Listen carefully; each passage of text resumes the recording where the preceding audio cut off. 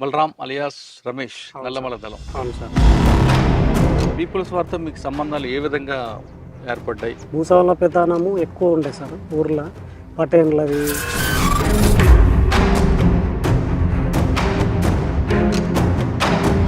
పార్టీలకు వెళ్ళగానే మీకు ఏం బాధ్యత ఇచ్చారు? దళానికి ఇంతమంది అని కేటాయించడం జరిగింది.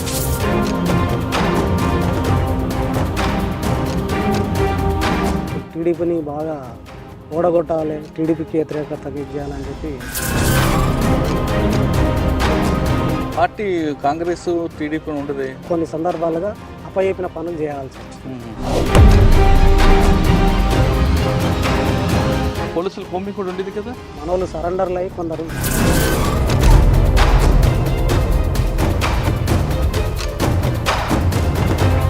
సాధారణంగా పోలీసులు చెప్తుంటారు కోమింగ్ జరిగింది, ఫైరింగ్ దాదాపు ఒక గంట జరిగింది, గంట తర్వాత సెంట్రల్ కమిటీ మెంబర్ పారిపోయారు అంటుంటారు. పోలీసులు కొండ చుట్టూ రౌండప్ చేసిన తర్వాత కూడా అడవి చుట్టూ ఎలా పారిపోతుంటారు? మరి ఫైరింగ్ చేయలేని పరిస్థితిలో ఉంటే లైన్మెన్స్ పేల్చాలి.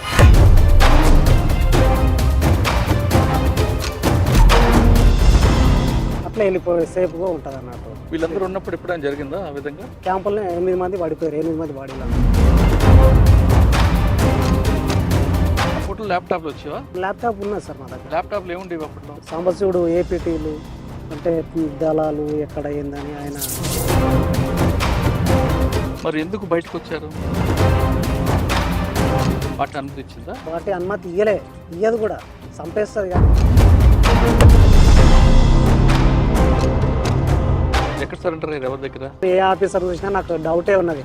తీసుకుపోయి నైట్ ఎప్పుడు చంపేస్తారో తెలియదు. అప్పుడు కనబడితే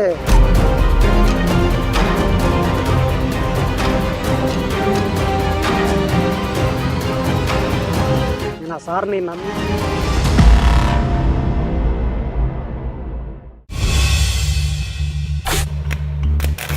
వెల్కమ్ టు ఐ డ్రీమ్. గతంలో గ్రామాల్లో ఉన్న పరిస్థితి ప్రభావంతోనూ లేదా భావజాలం మీద అభిమానంతోనూ కొంతమంది యువకులు అడవి బాట పట్టారు. అక్కడ పీపుల్స్ వారితో కలిసి ప్రజల కోసం నిత్యం పనిచేసేవారు. ఆ విధంగా వెళ్ళిన వారు కొంతకాలం తర్వాత వ్యక్తిగత కారణాలతోనూ లేదా అనారోగ్య సమస్యలతోనూ లేదా పార్టీలో విభేదాలతోనూ లేదా ప్రభుత్వ పథకాలు నచ్చి కొంతమంది జనజీవన శ్రవంతులు కలిశారు. ఆ విధంగా వచ్చిన వారిని పరిచయం చేసే కార్యక్రమంలో ఈ వారం మన గెస్ట్ బలరాం అలియాస్ రమేష్. బలరాం నల్లమల దళంలో పనిచేశారు. పనిచేసిన తర్వాత బయటకు వచ్చి ప్రస్తుతం ఆయన పోలీస్ డిపార్ట్మెంట్లో పనిచేస్తున్నారు. అంటే ప్రభుత్వం ఇచ్చే పథకాలని ఆయన కరెక్ట్గా వినియోగించుకుంటూ మంచి జీవితం కొనసాగిస్తున్నారు. ఆయన ఎందుకు అటువైపు వెళ్ళారు, వెళ్ళి వచ్చిన అక్కడ ఏం చేశారు, వచ్చిన తర్వాత ప్రస్తుతం పోలీస్ డిపార్ట్మెంట్లో ఆయనకి ఏ విధంగా ఉంది అనే విషయాన్ని ఆయన్ని అడిగి తెలుసుకుందాం. నమస్తే అన్న. నమస్కారం సార్. బలరాం అలియాస్ రమేష్, నల్లమల దళం. అవును సార్. ప్రస్తుతం డిపార్ట్మెంట్లో ప్రభుత్వం ఇచ్చిన ఉద్యోగం కాబట్టి చేసుకుంటూ బాగా పనిచేస్తున్నారు. మీరు అప్పుడు దళంకి వెళ్ళే సమయంలో ఈ పరిస్థితి ఏ విధంగా ఉంటుంది మీ గ్రామాల్లో కానీ? ఇప్పుడు పీపుల్స్ వారితో మీకు సంబంధాలు ఏ విధంగా ఏర్పడ్డాయి? మీకు ఇప్పుడు బాధ్యుడు ఎవరు? వెళ్ళిన తర్వాత ప్రజల కోసం ఏం చేశారు? ఎందుకు బయటికి రావాల్సి వచ్చింది? వచ్చిన తర్వాత ప్రభుత్వం ఇచ్చిన ఉద్యోగాన్ని సద్వినియోగం చేసుకుంటూ ఇప్పుడు మీ జీవనం ఎలా కొనసాగుతుంది? ఈ ప్రశ్నకు సమాధానం చెప్పే ముందు బలరాం కుటుంబ నేపథ్యం ఒకసారి చెప్పండి. సార్ మాది సొంతం అంటే ఉప్పునంతల మండలము అచ్చంపేట దగ్గరలో అచ్చంపేట తాడూరు అని విలేజ్ ఉంటుంది సార్. ఉప్పునంతల మండలం ఆ తాడూరు గ్రామం మాది. మేము 5 మంది అన్నదమ్ములము. మా ఒక అక్క, అమ్మ నాయన ఉన్నారు అప్పుడు అందరూ. ఇప్పుడు నాయన చనిపోయాడు. ఇప్పుడు ప్రస్తుతం ఇక మేము బయట అంటే కొందరు హోంగార్డ్ ఉద్యోగం చేసుకుంటూ పని చేసుకుంటున్నాం. అప్పుడు ప్రభుత్వం లొంగిపోతే సరెండర్ అయితే హోంగార్డ్ ఉద్యోగం చేసుకో అని చెప్పి కొత్తకోట శ్రీనివాసరెడ్డి సారు అప్పుడు ఎస్పీ ఉండే, ఉమ్మడి మహబూబ్నగర్ డిస్ట్రిక్ట్ ఎస్పీ ఉండే. అట్లా ఇచ్చిండు. నేను అయినా అప్పటికి వద్దు అనుకున్నా. వద్దు లేదు సార్, నేను హైదరాబాద్ పోయి కూలీనాలు చేసుకొని బతుంటే, వద్దు నువ్వు రేపటి నాడు, ఈ రోజు కాకుండా రేపటి నాడు నువ్వు ఉద్యోగం చేయగలిగే అవసరం ఉంది. నువ్వు ఈ రోజైతే వద్దంటున్నావు, చేయాల్సిన అవసరం ఉంటుంది, చేసుకోవచ్చు, ఉండు. ఆ రోజు పరిస్థితులు వేరు, ఈ రోజు పరిస్థితులు వేరు అని చెప్పడం జరిగింది సార్. అంటే ఆ ఉద్యోగం సంగతి కాస్త పక్కన పెడితే ఎందుకు మీరు అటువైపు వెళ్ళాల్సి వచ్చింది? సార్ అప్పుడు జరిగిన అంటే భూస్వాములది ఎక్కువ ఉండే పోరాటం. భూస్వాముల పెత్తనము ఎక్కువ ఉండే సార్ ఊర్లో. పటేన్లది అట్లా ఎక్కువ ఉండే వాళ్ళది. మేము చిన్నప్పటి నుంచి జీతాలు ఉన్నాం వాళ్ళం.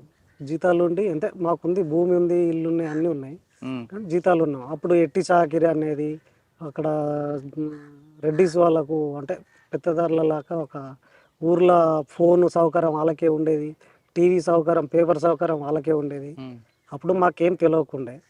అప్పుడు 2003లోనేమో సార్ అది 2003లో 2002 అట్లా ఆ పరిస్థితిలో మాకు జీతాలు ఉండడము, మాకు ఈ కమ్యూనిస్టులు అంటే అప్పుడు తెలియదు. అయితే జీతాలు ఉండడం వల్ల ఎన్ని రోజులు జీతం ఎంతకాలం అప్పుడు చిన్న జీతానికి 5,000, పెద్ద జీతానికి 10,000 అట్లా ఉంటుండే సంవత్సరానికి.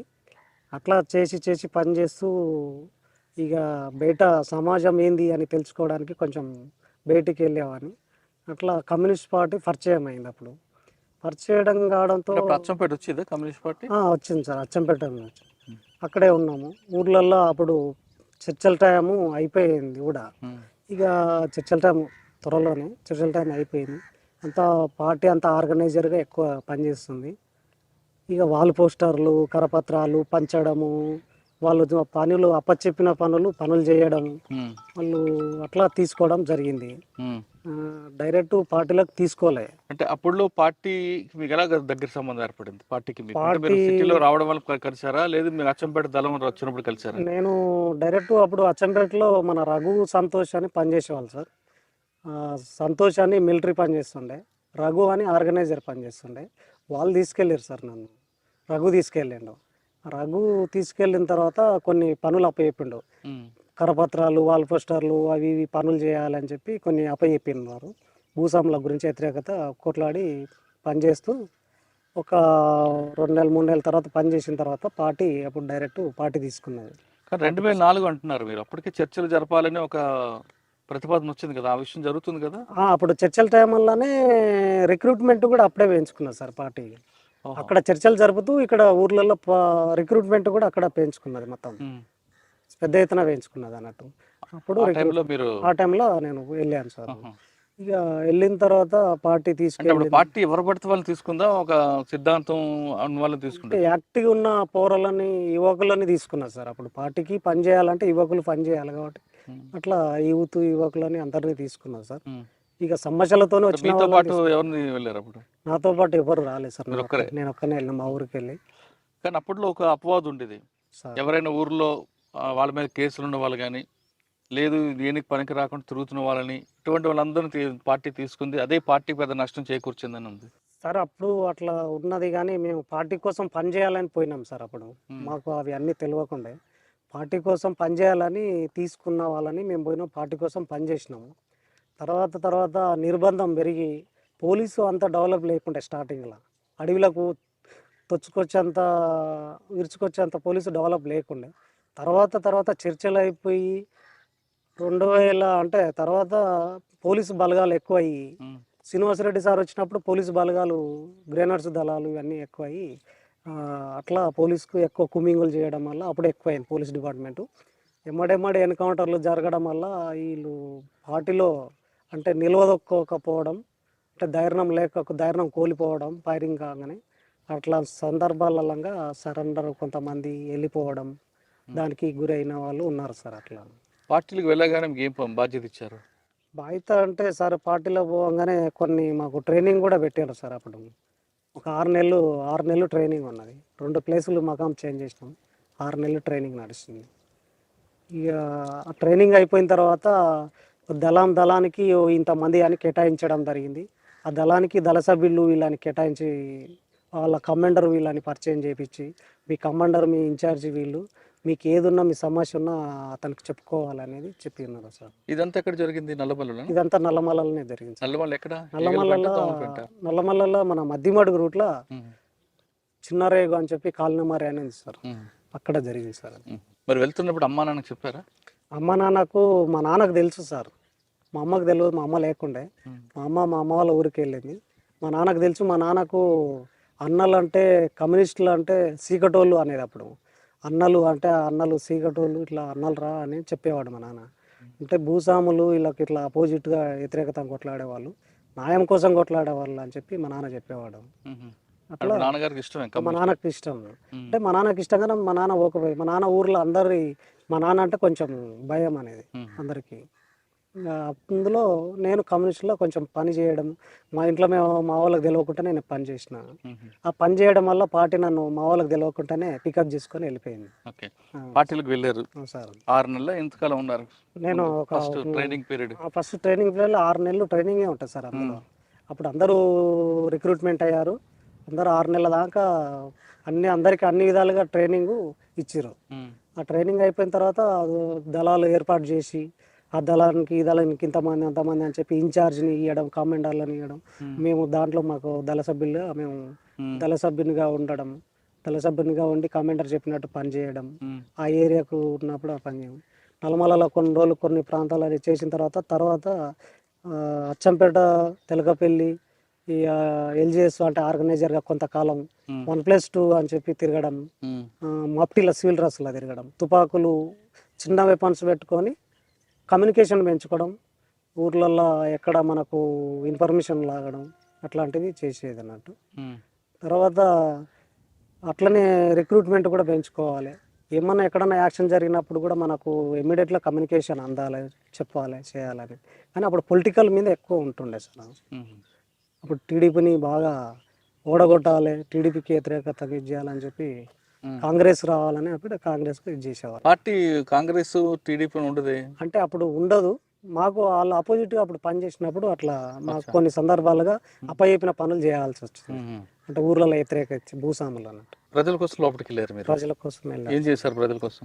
సార్ ప్రజల కోసం వెళ్ళాము. మేము అక్కడ అడవిలో ఉండే చెంచుపెంటలలో ఉండే వాళ్ళకు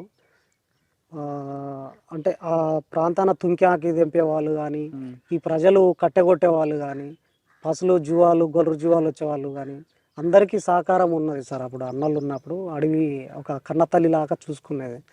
అప్పుడు అట్లా ఉన్నది కాబట్టి ఇక తర్వాత నిర్బంధం పెరిగిన తర్వాత పోలీసు బలగాలు ఎక్కువైనాక ఎక్కడ కూడా కమ్యూనికేషన్ దెబ్బతినాలి, ఇది ఎత్తుపోయి ఉండొద్దు అనేది చేయాలనే ఒక ఆలోచనతో అదురుకొని జనాలు సహకరించకుండా జనాలు దూరం కావడం, వాళ్ళు వస్తే అటు భయపెట్టడం, వీళ్ళు వస్తే ఇటు భయపెట్టడం, భయపడి భయానికి గురి అయ్యి వాళ్ళ కమ్యూనికేషన్ దూరం కావడం, ప్రజలు సహకరించకపోవడం పార్టీకి అట్లాంటి నిర్బంధం పెరిగింది సార్. అది మీరు నల్లమలలో పనిచేస్తున్నప్పుడు నల్లమలలో చాలా పెద్ద పెద్ద వాళ్ళు ఉండేవారు అప్పుడు. సాంబశివుడు కానీ, మన తర్వాత పటేల్ సుధాకర్ రెడ్డి అన్న, సార్ ఇటువందరూ ఎప్పుడైనా కలిసారు మీరు? మా దగ్గర నేను చూసింది అయితే రామకృష్ణ సార్ని కూడా చూడలేదు సార్. మన మాధవ్ అని, అవును, రాష్ట్ర కమిటీ మాధవ్ సార్. మాధవ్ మా దగ్గరనే ఉన్నాడు, సాంబశివుడు మా దగ్గరనే ఉన్నాడు, రమాకాంత్ మా దగ్గరనే ఉన్నాడు, రఘు అని మా దగ్గరనే ఉన్నాడు, సంతోష్ అని మా దగ్గరనే ఉన్నాడు. వీళ్ళు మా దగ్గరనే ఉన్నారు. ఆదిరెడ్డి వాళ్ళని ఇంకా చూడలేదు సార్ మేము. వీళ్ళందరినీ చూసారా? వీళ్ళన్న వాళ్ళ దగ్గర నుంచి ఏం నేర్చుకున్నారు మీరు? వాళ్ళ దగ్గర ఉండి మేము పార్టీ సిద్ధాంతాలు, పార్టీ ఎట్లా పనిచేయాలి, పార్టీలో ఉంటే మీరు పార్టీలో పనిచేయడానికి వచ్చారు కదా, ప్రజల కోసమే పనిచేయడానికి, పార్టీ చెప్పిన సిద్ధాంతాలకు కట్టుబడి ఉండాలి అనేది వాళ్ళు చెప్పినట్టుగా, కమిటీ చెప్పినట్టుగా మేము పనిచేయడం. మీరు వాళ్ళతో డైరెక్ట్గా ఎప్పుడు మాట్లాడదా? డైరెక్ట్ అంటే ఇంకా మాకు ఉన్నారు సార్, మాకు ఇన్ఛార్జ్ ఎమ్మడే ఉన్నారు. ఎవరు? మాకు కమాండరు రమాకాంత్, జిల్లా కమిటీ ఈయన సాంబశివుడు, వీళ్ళు ఎమ్మడే ఉన్నారు మాకు. సాంబశివుడు ఎప్పుడు మాట్లాడారు మీరు? నేను సాంబశివుడు ఎమ్మడే ఉన్నా కదా సార్, మా ఎమ్మడే ఉండేది నల్లమలలో, మా ఎమ్మడే ఉండేది ఆయన. ఏ ఏరియాకు పోతే ఆ ఏరియాకు, మేము నల్లమలకు వస్తే మేమే సేఫ్ జోన్, మేమే ఉండాలి ఎమ్మడే. ఆయన ఎప్పుడు వచ్చారు ఒకసారి ఎప్పుడైనా గుర్తుందా? ఎవరు సార్? సాంబశివుడు ఎక్కడైనా యాక్షన్ చేసి సాంబశివుడు నల్లమలకు వచ్చేవారు. వాస్తవం, షెల్టర్ జోన్ ఇది. ఆయన ఎలా రిసీవ్ చేసుకున్నారో, ఎలా తీసుకెళ్లేవారు లోపలికి? ఒక ఏపీటీ ఉంటుంది సార్, ఏపీటీ ఉంటుంది. ఆ ఏపీటీ ద్వారా కలిసే వాళ్ళము. పలానా ప్లేస్ అని అంటే మనకు మామూలుగా పెంటలు తెలుసు అన్నట్టు, సెంచు పెంటలు అడవిలో. ఇప్పుడు అప్పాపూర్ కావచ్చు, బైరాపూర్చి కావచ్చు, ఈరలపెంట, సంగటిగుండాల కానీ, అటు పోతే మస్కసేను, తాడిగుండాల, అటు పోతే పెంటలు అన్నీ చాలా ఉన్నాయి. మధ్యమాడు రూట్ల పిడికల పెంట, జెండా పెంట అని. ఆ పెంటల మాదిరిగా మనకు గ్రిప్ ఉన్న వాళ్ళు, తెలిసిన వాళ్ళని పంపించేవాళ్ళు ఏపీటీకి. అంటే ఎలాంటి మన దగ్గర ఆనవాళ్ళు లేకుండానే సివిల్ డ్రెస్లోనే వెళ్ళేది. లేదు ఆ ప్లేస్కు ఇట్లా పరిస్థితి అనుకూలంగా లేదు అనుకుంటే ఇట్లా వెపన్ తీసుకొని పోవాలంటే వెపన్ తీసుకొని పోయేవాళ్ళం. అట్లా పోయి రిసీవ్ చేసుకునేది. ఎలా గుర్తుపట్టేవారు మరి మీరు? అంటే మాకు ఒక ఏపీటీ ద్వారా, అంటే వేసుకునే సెట్ దారను, మనం అంటే డ్రెస్ దారను, ఏ డ్రెస్లో వస్తున్నాడు, ఏ కోడ్ వస్తుంది, రఘు అని పిలవడము, సంతోష్ అని పిలవడము, అట్లాంటివి కొన్ని సిగ్నల్స్ ఉంటాయి సార్ మాకు. అంటే అప్పుడు ఆ కోడ్ అనేది మాకు రఘు సంతోష్ అని ఉండేది. అంటే పోలీసు కూడా అట్లనే రఘు సంతోష్ అని కూడా పిలుచుకునేవాళ్ళు, వాళ్ళకు కూడా కోడ్ ఉండేది. అంటే మేము కూడా రఘు సంతోష్ మేము ఎవరము ఏంది అనేది పిలుచుకునేవాళ్ళు క్లారిటీ చేసుకోవడానికి. ఏమన్నా సాంబశివుడి దగ్గర ఏం నేర్చుకున్నారు మీరు? మేము సాంబశివుడి దగ్గర ఏం లేదు సార్, మేము పార్టీలో పని చేసినాము. సాంబశివుడు ఎట్లా ఏంది అనేది కమిటీ మొత్తము ఆయన ఇన్ఛార్జిగా ఉండడం, అట్లా ఆయన చెప్పినవి కొన్ని పనులు ఊర్లలో ఏముంటాయి బయట ఇన్ఫర్మేషన్, ఒక నెల రోజుల పేపర్ కూడా మేము ఇన్ఫర్మేషన్ పేపర్ తీసుకురావడం ఒకే చోట. ఏదేమైనా తిండి సరుకులు ఒక 10 మంది మా దగ్గర ఒక దళం వచ్చిందంటే ఆ నల్లమల దళం మొత్తం అంటే సేఫ్గా డంపు చేసి పెట్టుకోవడము. ఇంతమంది 20 మంది వచ్చినా కానీ తిని ఉండగలగా వాళ్ళకి కావాల్సిన అవసరాలు సరుకులు మేము సమకూర్చేది సార్. మా దగ్గర ఉండేది అన్నట్టు సేఫ్గా ఉండడం. అప్పుడు పోలీసులు కోమింగ్ కూడా ఉండేది కదా? పోలీసుల కుమ్మింగ్ ఉన్నది, అంటే పోలీసులకు అప్పుడు ఈ బాటలు ఆ పెంటలు తెలియకుండే సార్. తర్వాత మనోళ్ళు సరెండర్లు అయ్యి కొందరు సభ్యులు ఆ తెలిసిన వాళ్ళు బాటలు పెంటలు తోలుకరావడం చూపించడం జరగడం వల్ల తెలిసిపోయింది వాళ్ళకు. అడవి మొత్తం జల్లెడ పట్టేసి. సాధారణంగా ఒక సెంట్రల్ కమిటీ మెంబర్ ఉన్నారు సార్ ఒక దగ్గర, ఆయనకి ఎన్ని కిలోమీటర్ రేడియేషన్లో సెంటర్లు ఉంటాయి? అంటే మా దగ్గర అప్పుడు నల్లమలలో స్టార్టింగ్లో సార్ ఒక ప్లాటూన్ అని ఉన్నది మా దగ్గర. ప్లాటూన్ అనేది ఎగస్ట్రా ఫోర్స్. ఒక దళాలు ఏరియాకు అచ్చంపేట దళము, నల్లమల దళము, కొల్లాపూర్ దళము, అటు పోతే కలకుర్తి దళం, పానగాళ్ళ దళము, ఈ దళాలు ఉంటూ ఈ దళాలకు అదనంగా ఎగస్ట్రా ఫోర్స్ ప్లాటూన్ అని మాకు మిగతా ఫోర్స్ ఉండేవాళ్ళు. ఈ ప్లాటూను ఈ రాష్ట్ర కమిటీ మాధవ్, సాంబశివుడు, మన సుధాకరు, వీళ్ళు రమాకాంత్, వీళ్ళు ఎక్స్ట్రా ఫోర్సులలోనే తిరిగేవాళ్ళు అన్నట్టు. వీళ్ళు మాధవ్ సారు అంటే మాధవ్ రాష్ట్ర కమిటీ మాధవ్ అక్కడ ఛత్తీస్గఢ్ వెళ్ళాలన్నా ఆ ఫోర్సు ప్లాటూన్ తీసుకుపోయేవాళ్ళు. మేము దళాలు ప్లాటూన్తో కలిసి ఛత్తీస్గఢ్కి, అంటే అటు రివర్ బెల్ట్ దాటిన తర్వాత మళ్ళీ అక్కడ వాళ్ళు ప్రకాశం డిస్టిక్ వాళ్ళు వచ్చేవాళ్ళు అన్నట్టు, అవతలికి వాళ్ళు తీసుకెళ్లే వాళ్ళు. అంత దూరం వీళ్ళు రిసీవ్ చేసుకునేది అన్నట్టు, తీసుకుపోయి అట్లా పంపించి వచ్చేవాళ్ళు. సాధారణంగా పోలీసులు చెప్తుంటారు కోమింగ్ జరిగింది, ఫైరింగ్ దాదాపు ఒక గంట జరిగింది, గంట తర్వాత సెంట్రల్ కమిటీ మెంబర్ పారిపోయారు అంటుంటారు. పోలీసులు కొండ చుట్టూ రౌండప్ చేసిన తర్వాత కూడా అడవి చుట్టూ ఎలా పారిపోతుంటారు మరి?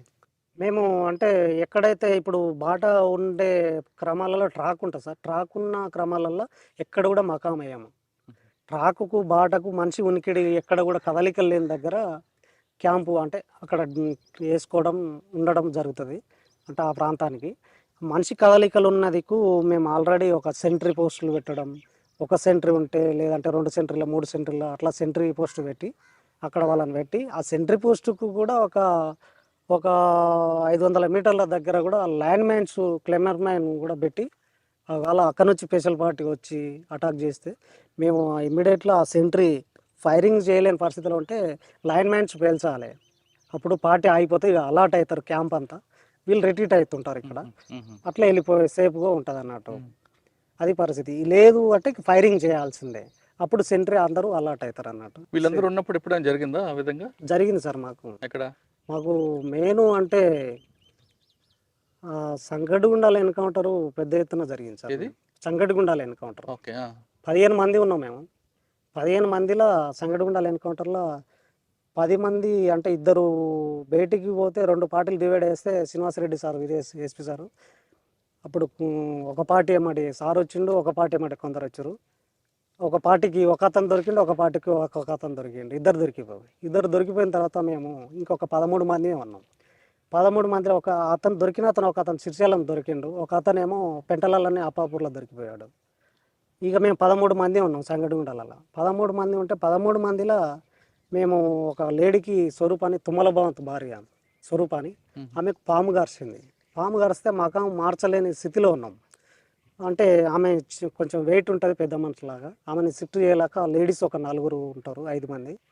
ఆమె కోసం స్నానం చేపించడం, ట్రీట్మెంట్ చేయడము, ఆమెను షిఫ్ట్ చేయడానికి టైం పట్టింది.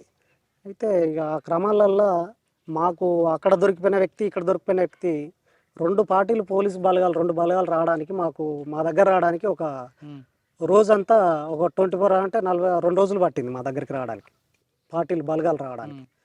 వచ్చిన తర్వాత ఫ్రీ ప్లాన్ మీదనే సారు అక్కడ శ్రీనివాసరెడ్డి సార్ అక్కడ ఒక పార్టీని ఇక్కడ ఒక పార్టీని పెట్టి రిట్రీట్ ఎట్లా అవుతారు ఎక్కడి నుంచి వస్తారు అనేది కూడా కనుక్కొని మేము ఎక్కడైతే సెంటర్ పెట్టినామో అక్కడ నుంచి ఫైర్ చేశారు. సెంటర్ మీద ఫైర్ చేస్తే మేము వెనక్కి రిట్రీట్ అయ్యి సేఫ్గా జోన్లోకి వెళ్ళిపోవడానికి ట్రై చేసి ఉరికినాము. రిట్రీట్ అయ్యే క్రమంలో సేఫ్ జోన్లకే అంబుష్ చేసి పెట్టిండు ఎవరు శ్రీనివాసరెడ్డి సార్ పార్టీని. ఆ పార్టీ అటాక్ చేసి పడేసి కొట్టేసింది.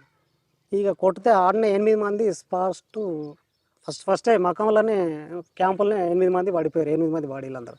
ఆ పాము ఘర్షణ స్వరూపం స్నానం చేయడానికి తీసుకొస్తుంటే ఆమె కూడా పడిపోయింది. వాళ్ళతో పాటు ఇక మిగతా వాళ్ళందరూ పడిపోయినారు. నేను, సాంబశివుడు, ఇంకొక అతను సెంటర్లో ఒక అతను బతికి వచ్చిండు, కృష్ణ అనే పిల్లాడు. ఇంకొక మా దగ్గర లింగయ్య అని ఒక పిల్లాడు బైరాపూరు లింగయ్య అని ఉన్నాడు. ఆ లింగయ్య, నేను, సాంబశివుడు ముగ్గురం తప్పించుకొని మేము ఫస్ట్ సేఫ్గా వెళ్ళిపోయినాం.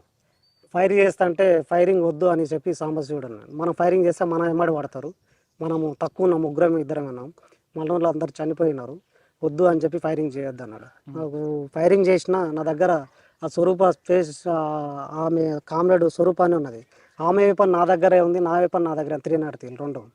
ఫైరింగ్ చేసిన నా వెపన్ రౌండ్లు అయిపోయినాయి. కాకింగ్ రాడు ఊడిపోయింది. ఊడిపోయి ఎదురు గుమ్మలు పట్టి కాకింగ్ రాడు ఊడిపోయింది. ఆ వెపన్ భుజానికి వేసుకొని ఇంకొక వెపన్ ఉన్నది కదా దాంతో ఫైర్ చేసినాక ఇక రౌండ్లు అయిపోయినాయి వద్దు అన్నాడు. వద్దు ఫైర్ చేద్దాను. సాంబశివుడు ల్యాప్టాప్ తీసుకోవడానికి, కిట్ బ్యాగ్ తీసుకోవడానికి, షూ వేసుకోవడానికి కూడా అంటే టైం లేదు. బాగా విపరీతంగా ఫైరింగ్ వస్తుంది. ఫైరింగ్ వస్తుంటూ ఇక మేము అట్లే వదిలిపెట్టేసి ఇక ఒక ఏకే తీసుకున్నాడు, ల్యాప్టాప్ కిట్ బ్యాగ్ ఇడిచి పెట్టేసి ఏకే ఒక్కటి తీసుకున్నాము. ఆయన కాళ్ళ చెప్పులు షూ కూడా వేసుకోలేని పరిస్థితిలోనే అట్లే వెళ్ళిపోయినాం. అయితే అంతకుముందు సార్ మేము సాంబశివుడు నేను దొడ్డికి పోయి వచ్చినాం. దొడ్డికి పోయి వస్తే పోలీసు వాళ్ళు చూసిండ్రు మమ్మల్ని. ఎవరు ఇదే చారి సిఏ అని ఉన్నాడు, మన చారెస్ఐ ఇప్పుడు సిఐ ప్రజెంట్ చారి సారు ఆ పార్టీలో ఉన్నాడు ఆయన. మేము దొడ్డికి వస్తే అయితే వీళ్ళని కొడితే ఇద్దరిని కొడితే కాదు, మనం క్యాంపునే దాడి చేయాలనుకున్నాం. ఇద్దరిని కొట్టవద్దు, ఇద్దరిని కొడితే వాళ్ళు అలర్ట్ అవుతారని చెప్పి మమ్మల్ని ఏమనలేదు. దొడ్డికి వచ్చిన దగ్గర ఏమనలేదు. మేము పోయి క్యాంప్లో కూర్చున్నాక ఫైరింగ్ చేయడం జరిగింది. అట్లా ఇక మేము బతికిపోయినాం. అప్పుడు ఇక క్యాంపు మీద దాడి చేయడం వల్ల మేము ఇద్దరం సేఫ్గా బయట పడినాం. అంటే మీరు ఆ మాటలు విన్నారా మీరు? మేము అంటే వాళ్ళు మాకు గడ్డి అంటే ఏదో జంతువులు అనుకున్నాము, కానీ అప్పటికి అందరు వచ్చి వాళ్ళు ఎవరి పొజిషన్లో వాళ్ళు ఉన్నారు. పార్టీ క్యాంప్ మీద అటాక్ కాలే. తర్వాత మేము దొడ్డుకు వచ్చిన తర్వాత అటాక్ అయింది. అది మరి మిమ్మల్ని ఎందుకు వదిలిపెట్టారు? అంటే వీళ్ళు కొడితే వీళ్ళని ఇద్దరిని ఈడ కొడతాం, అందరు అలర్ట్ అవుతారు. క్యాంప్ గుర్తుపెట్టారు వాళ్ళు, సాంబశివుడు అని గుర్తుపట్టారు. ఎమ్మడి ఉన్నాడు మనోడు, అంటే వెంకటయ్య అని చెప్పి సెన్స్ ఆయన నల్లబూతుల వెంకటయ్య అని చెప్పి ఉన్నాడు. ప్రజెంట్ ఇప్పుడు బతికే ఉన్నాడు, శ్రీశైలంలో టెంపుల్లో బతుకుతున్నాడు. ఆయన దొరికిండు వాళ్ళ కోవటం. అంటే దొరికిన తర్వాత ఆయన చావకుండా మాకు మమ్మల్ని ఫైరింగ్ చేయించి మమ్మల్ని చంపేయడం అనేది ప్లాన్ చేశారు కానీ ఫెయిల్ అయిందా? అంటే ఇక 8 మంది చనిపోయినాం సార్. వాళ్ళు 8 మంది చనిపోయారు. ఇక మేము ముగ్గురం బయట పడ్డాం. పడ్డ తర్వాత కాసేపు పక్కన పెడితే అప్పట్లో ల్యాప్టాప్లు వచ్చేవా? ల్యాప్టాప్ ఉన్నది సార్ మా దగ్గర. అప్పట్లో సాంబశివుడి దగ్గర ల్యాప్టాప్ ఉన్నది. 2004లో ఉన్నది. అప్పటికి ల్యాప్టాప్ ఉన్నది. వీడియో అంటే వీడియో తీసే మిషన్ పెద్దది కూడా ఉన్నది. వీడియో మిషన్ కూడా మన దగ్గర ఉన్నది. ల్యాప్టాప్ లో అన్ని సారు ఇప్పుడు మన సాంబశివుడు ఏపీటీలు అంటే దళాలు ఎక్కడ ఏందని ఆయన కోడ్ పెట్టుకొని సిగ్నల్ ఉండవు కదా అడవిలో. అంటే సిగ్నల్ ప్రాంతానికి ఐటు ప్రదేశానికి పోయేటప్పుడు ఫోన్లు వస్తాయి సార్. అప్పుడు ఫోన్లు వచ్చేది. ఐటు ప్రదేశానికి పోయినప్పుడు ఫోన్లు ట్యాబ్ తీసుకెళ్ళేది. అంటే ఆ విధంగా ముగ్గురు బయటపడ్డారు. అవును సార్. పడిన తర్వాత మేము పారిపోయినాం సార్. ఇంకా పారిపోయి కర్నూలు ఫారెస్ట్లోకి వెళ్ళిపోయినాం. అప్పుడు కర్నూలు ఫారెస్ట్లోకి వెళ్ళిపోయినాం. కంపవాగ్ అని చెప్పి సంగడిగుండాలకు దగ్గరనే ఉంటుంది రివర్ బెల్ట్. అది కంపవాగ్కి వెళ్ళి దాటి నది దాటి కర్నూలు ఫారెస్ట్లో పోయి ఆ ఫారెస్ట్లో పోయి ఉన్నాం నైట్. అక్కడ నైట్ ఉన్నాం అంటే నైట్ మొత్తం ఉండట్లే, ఒక మధ్యరాత్రి 12 గంటల వరకు ఉన్నాం. అక్కడ మాకు కింద బిర్జి కదిలివనం నుంచి ఒక బోటు పిలిపించుకున్నాం, అంటే బుట్ట తెప్పించుకున్నాం. ఇక్కడ కంపవాకి వెళ్ళి బుట్ట పిలిపించుకొని ఈ బుట్టను తీసుకొని మేము నైటే మళ్ళీ మా దగ్గర సెంట్రీ అని తప్పించుకొని వచ్చిండు కృష్ణ. ఆ కృష్ణ, నేను, ఇంకొక లింగయ్య, మన సాంబశివుడు. ఇక మేము 4 అయినాం. ఇక అందరు చనిపోయారు, మేము 4 ఉన్నాం. ఈ 4 బుట్ట వేసుకొని నదిలోకి వెళ్ళి నైటు 5 గంటల వరకు మేము ఎక్కడ అచ్చంపేట ఏరియాకి వచ్చేసినాం సార్. ఎక్కడ అంటే మనం జెండాపేట మధ్యమడుగు రూట్లో వచ్చేసినాం. అది నల్లమల్ల నుంచి కర్నూలు వెళ్ళి కర్నూలు వెనక్కి వచ్చాం. కర్నూలు అంటే నది దాటి నది అవతల ఉన్నాం. ఫైరింగ్ ఏమో ఇతలొడ్డున అయింది, మామనాడు డిస్టిక్లో అయింది. కర్నూలు బార్డర్లో మేము నైట్ పోయి సేఫ్గా అక్కడ ఉన్నాం. మళ్ళీ అక్కడ నుంచి 12 గంటల రాత్రే బుట్ట వేసుకొని మేము ఇక్కడ కిందికి డ్యామ్ కిందికి ఉజ్రాల మాడుగా అని చెప్పి అక్కడ కిందికి వచ్చేసినాం. అక్కడ ప్రకాశం డిస్టిక్ వాళ్ళు వస్తారు, ఏ పిట్ ఉంటుంది అక్కడ వెళ్ళిపోదాం అని చెప్పి అక్కడ వచ్చడం జరగడం జరిగింది. నైట్ బుట్ట వేసుకొని వచ్చి దాటి ఒడ్డు దాటి ఆ కదిలివనం దగ్గర దాటి బుట్ట అక్కడ పెట్టేసి మేము నలుగురం అక్కడ వచ్చినాం. అక్కడ ఏ పెట్టింది మా దళం ఉంది. ఎవరు ప్లాటూన్ వాళ్ళు ఉన్నారు. ఈ ప్లాటూన్ వాళ్ళు రజిత, రమాకాంత్, ఉమా, వీళ్ళందరూ సామి, వీళ్ళందరూ ప్లాటూన్ ఉంది ఎగస్ట్రా ఫోర్స్. ఆ ఫోర్స్ అక్కడ మన మాధవ్ని పంపించడానికి వచ్చినారు. మేము అటు జరిగింది. మేము రిటర్న్లో ఇవన్నీ వాళ్ళకు కలిసిన తర్వాత ఇక్కడ వచ్చిన తర్వాత ఇవన్నీ పార్టీలు డివైడ్ అయ్యి ఎక్కడి పార్టీలు అక్కడ డిస్పోజ్ అయిపోయింది. ఇక అందులో మాకు కమ్యూనికేషన్ దెబ్బ తినడం వల్ల ఇక రాకపోకలు కొంచెము అక్కడ మళ్ళీ మాధవ్ ఎన్కౌంటర్ అయ్యింది. ప్రకాశం డిస్టిక్లో మాధవ్ ఎన్కౌంటర్ అయ్యింది. ఆయన ఎన్కౌంటర్ కావడం వల్ల ఇంకా పార్టీలు మామూలు డిస్టిక్ మొత్తమే దెబ్బతిన్నది. ఇక వీళ్ళు అక్కడింతమంది ఇక్కడింతమంది, రమాకాంత్ జిల్లా కమిటీ, ఇప్పుడు సుధాకర్ ఉన్నాడు సాంబశివుడు, ఇక దాంట్లో వీళ్ళు వేరువేరుగా ఇక అప్పటికి రఘు, సంతోష్ వీళ్ళు చనిపోయారు. సంతోష్ ఏమో అచ్చంపేటలోనే పట్టుకున్నారు. ఇద్దరు భార్య భర్తలని. పుష్ప సంతోష్ వాళ్ళ భార్య పేరు పుష్ప, సంతోష్ని వాళ్ళని అచ్చంపేటలో పట్టుకొని చంపేసినారు. ఎన్కౌంటర్ అయింది. రఘునేమో బీకే ఉపనంతల మేము నైట్ భోజనానికి పోతే బీకే ఉపనంతల ఇంట్లోనే పట్టుకొని ఒక రోజంతా ఉంచి బలగాలను అన్నీ పిలిపించి ఫైర్ చేసి చంపడం జరిగింది ఆ రఘుని. ఫస్ట్ ఫైరింగ్ అనేది అక్కడ ఎన్కౌంటర్ అనేది అది చాలా మంది తప్పించుకొని వచ్చినాం. నైట్ పోతే నైట్ మొత్తం ఇంట్లోకి పోయింది కాబట్టి దొరికిండు. అదే మేము ఇంట్లోకి పోకపోతే దొరకకుంటేమి, బయట ఉంటే దొరకకుండా. మీరు సాంబశివుడు అప్పటి నుంచి కలిసే ఉన్నారు? కలిసే ఉన్నాను, మాతో పాటే ఉన్నాను. కానీ మీరు ఎప్పుడు దాడి చేయలేదు అక్కడ? మేము దాడులు చేసిందంటే ఇంకా ఎక్కడ సార్, మాకు ముననూరు పోలీస్ అయిన అటాక్ ప్లానే పెద్దది. చాలా సేపే జరిగింది సార్. నైట్ మొత్తం ఎంతసేపు అయినా సరే దానికి పార్టీ నిర్ణయం, అది పార్టీ నిర్ణయం. కమిటీ పైన 3-4 డిస్టిక్లు వచ్చినాయి అక్కడ.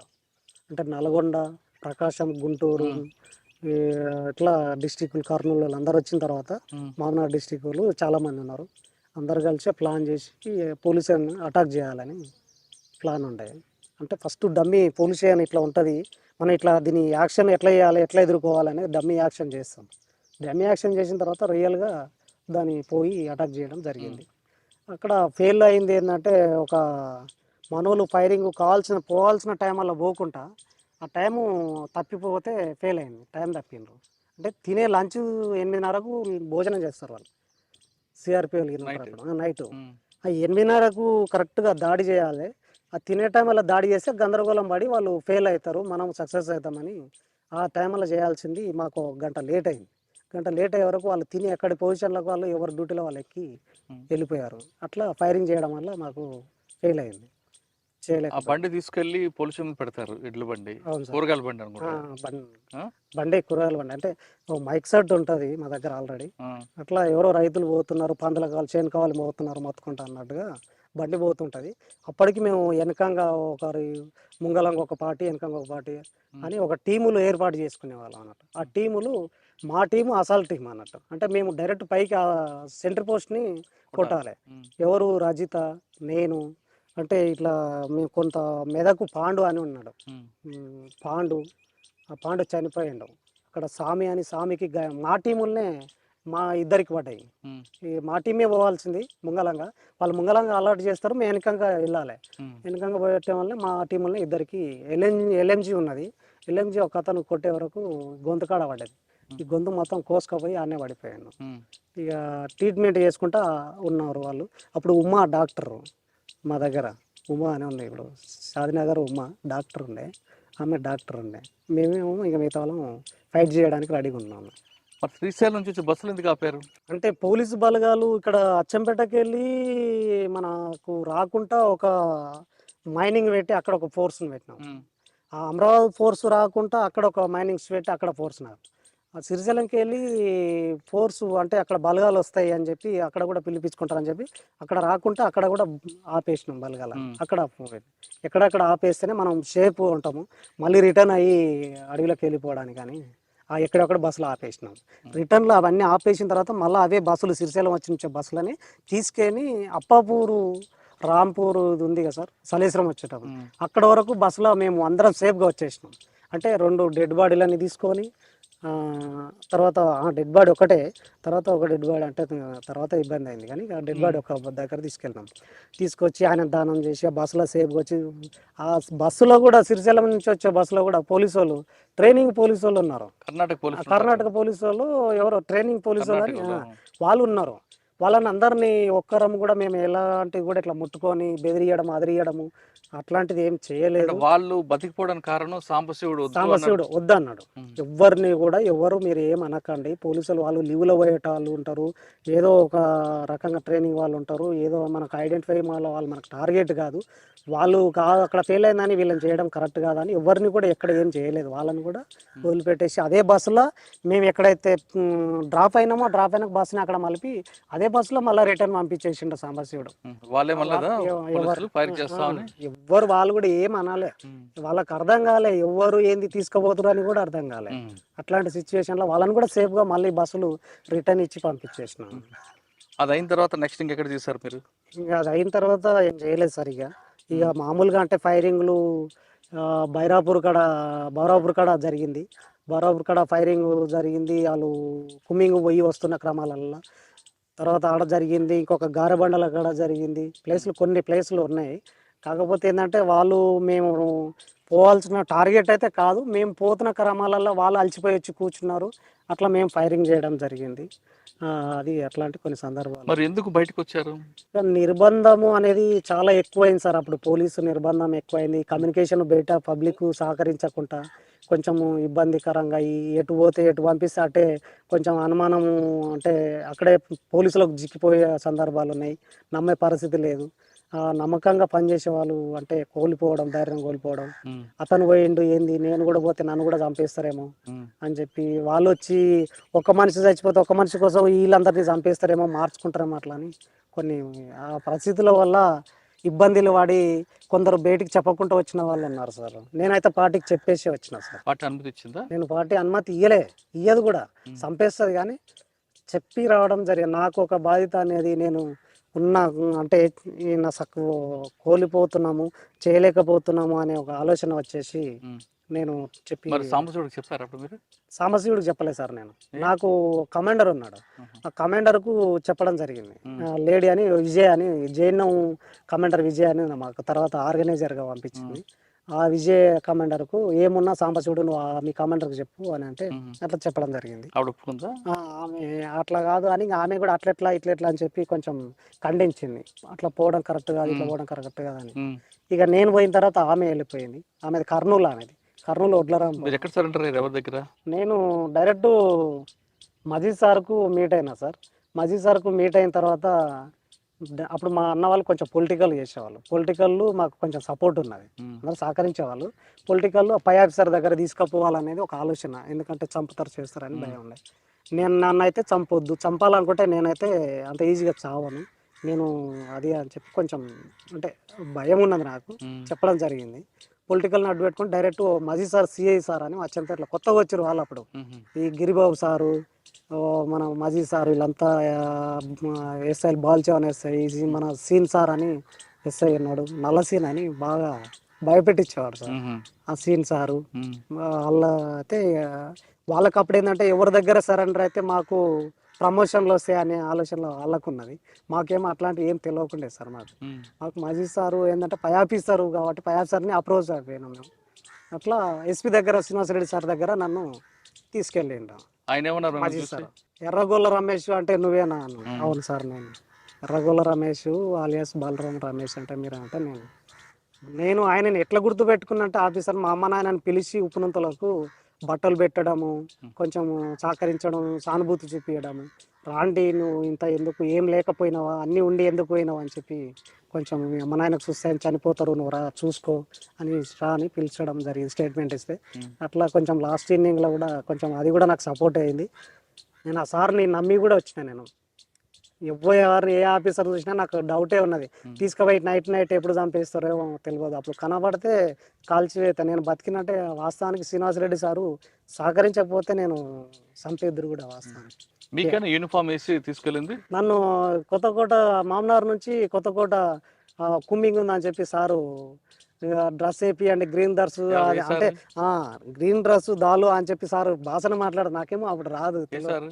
శ్రీనివాసరెడ్డి సార్ ఉమ్, ఏ, గా- అంటే కిట్ ఉంటుంది కదా బ్యాగ్ కిట్ ఉమ్, కిట్ బ్యాగ్ వేసి ఓ ఏ పని ఇచ్చి డ్రెస్ వేసి మనోని ఫైట్ చేద్దాము కొత్త కోట ప్లాట్లకు అట్లా తీసుకొచ్చారు కొత్త కోట రూట్లో ఉమ్, అంటే మామనార్ నుంచి డీసీఎం ఎక్కించుకొని నాకు కూడా అప్పటికి డౌట్ వచ్చింది సార్ వాళ్ళు ఎక్కడ తీసుకుపోతున్నారు నైట్ నైట్ ఏమంటారు ఏమనంటే గైడ్ నువ్వు రావాల్సిందే అని ఏడ ఉన్నా పిలిచినప్పుడు రావాలి అని చెప్పి నాకు అనిపించింది ఉమ్, చంపేస్తారని నాకు కూడా నమ్మకం లేదు సార్ చంపేస్తారు ఉమ్, నేను ఎట్లా బతకనని నేను ఆశలు వదులుకున్నాను ఉమ్, సార్కి ఒకటే చెప్పిన పద్ధతి బట్టి సార్ నేను చనిపోవాలనుకుంటే అక్కడనే చచ్చిపోయాడని బతకాలని నాకు ఆశ ఉన్నా సార్ వచ్చిన మీరు నన్ను చంపేస్తే మాత్రం ఏం రాదు సార్ ఉత్తపుణ్యానికి నేను చచ్చిపోతా నేను బలి అవుతా సార్ ఎందుకు నేను బతకగలుగుతా మీరు సాయం చేసిన వాళ్ళు అవుతారు అని చెప్పి సార్ని దండం పెట్టి అడుక్కున్నా సార్ ఆ, మరి నువ్వు బతకాలంటే నాకు పని చేయాలి నువ్వు ఇన్ని రోజులు పార్టీ కోసం పని చేసినావు ఇప్పుడు మరి మా పోలీస్కి పని చేయాలన్నాడు చేస్తా సార్ అని ఉమ్, బాధతో చెప్పిన చేస్తున్నాను ఏం చేస్తాను ఏమన్నా సార్ తుపాకులు ఏమన్నా ఉన్నాయంటే మాకు తెలిసినవి తీసి డంపులు చూపిస్తాం లైన్ మ్యాన్స్ ఉన్నాయి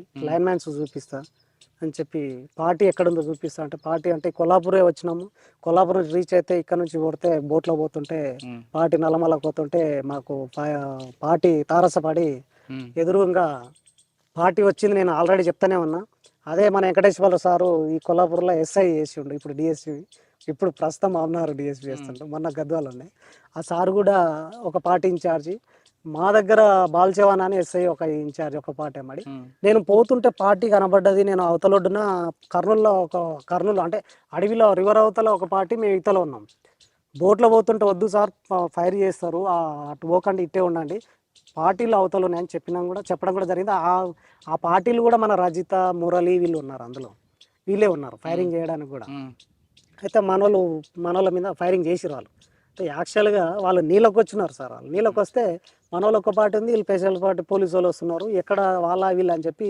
వాళ్ళు పోలీసుల మీద ఫైర్ చేసారు పోలీసుల మీద ఫైర్ చేస్తే వాళ్ళు వచ్చేటోళ్ళు ఏపీటీ ఉన్నది వాళ్ళు ఫైరింగ్ చేశారు వాళ్ళు రిటర్న్ పోయారు ఉమ్, అక్కడ గందరగోళం వాడు గందరగోళం పడ్డరు ఇద్దరు రెండు దళాలు ఇక్కడ మేము పోలీసు బలి అయినాం ఇక నేను అప్పటికి చెప్పిన సార్ నేను చెప్తుంటే కూడా బోటు అటే తీసుకెళ్ళిండ్రు అని చెప్పి నేను ఎస్పీ సార్కు డైరెక్ట్ చెప్పడం జరిగింది ఇక్కడికి వచ్చినాక రాజేష్ కుమార్ సార్ ఓఎస్జీ ఉన్నాడు శ్రీనివాసరెడ్డి సార్ ఉన్నాడు మళ్ళీ రిటర్న్ మళ్ళీ ఇచ్చి పంపించిండు చలో మళ్ళీ గో బ్యాక్ అని చెప్పి ఉమ్, పార్టీలు ఇచ్చి పంపిస్తే లేదు సార్ ఇది పరిస్థితి అని చెప్పానంటే పోతే మళ్ళీ రిటర్న్ పోతే తర్వాత ఒక 2-3 రోజుల తర్వాత మళ్ళీ పోయి వచ్చినాక అలిచిపోయినాక ఇంకొక పార్టీ మళ్ళీ రిటర్న్ పోతే కర్తిబోర్డ్ అని చెప్పి ఒకటి ఎన్కౌంటర్ అయింది అదే మన బొమ్మనపల్లి సురేష్ అని చెప్పి ఒక అతను ఉమ్, పార్టీ సభ్యుడే ఇక మన సీను సిద్ధాపూర్ ఎస్ఐ చేస్తుండే నల్ల సీన్ అని చెప్పి ఎస్ఐ ఆ సీన్ సారు ట్రైనింగ్ పార్టీ చారి సారు వీళ్ళందరూ ఉన్నారు కొట్టేసిరు ఎన్కౌంటర్ అయింది బాడీ పడ్డది నేను నైట్ నన్ను పిలిపించుకున్నారు బాడీని పిలుచుకొని ఈడికే కొల్లాపూర్ తెప్పించి బోట్లకి వెళ్ళి తెప్పించి ఈ నుంచి ఇట్లా తీసుకుపోవడం జరిగింది అట్లా కొన్ని జరిగినాయి సంఘటనలు